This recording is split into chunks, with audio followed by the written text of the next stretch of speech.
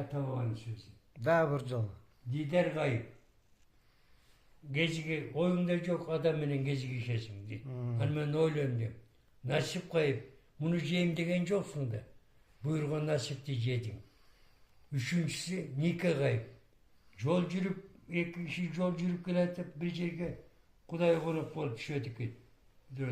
Өткөндө түшүп аткан эме отурушкандан келин эме этек жарып калат экен.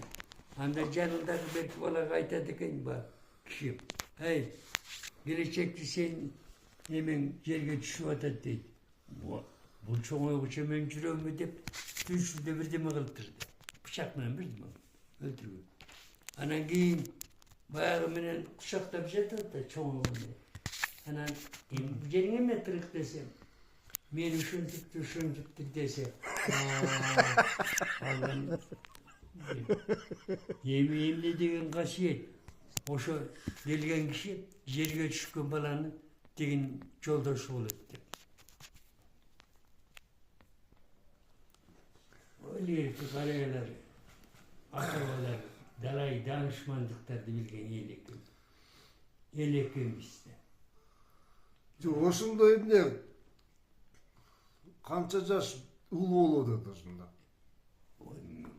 Мына айтып атпайбы? 20 жаштан ашып кетти го, 30-40. Анда илгери 15 жашка чыкканда катын алып берчү. 9 жашка чыккандан кийин кызды күйөөгө берчү. Алимандын Токтосун амамдын энесин Зоодонбек багып жүрөбү? Анан чоңойгондон кийин баласы Берименге алып берип атпайбы? Ортосу 20 жылдан аш. 22. Билбейм канча.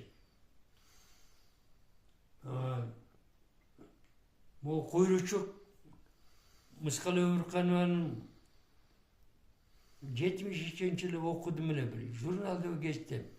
Үйгө көкөм челедет Мыскал сүйлөгөн. Анан мен 9-ондо кезимби, ошондой кезим чуркап жүрсөм, атаңдар, уга келгенде Аллам күнүң жетет го деп. Эмне деген адам чуркап жүргөн кыздын ырчы болоорун билбейт. Ушундай данышмандык биздин. Ошо кимди айтты ырчы деп? Мыскал Өмүрканованы. Мыскал Өмүрканова. Мыскал даяр абен ырдаган жок да. Бир жерден угуп калдым. Токтогул Мыскалдын үнүн уккандан кийин ой булбулду чыгарган дейт. Кандай чымы жок.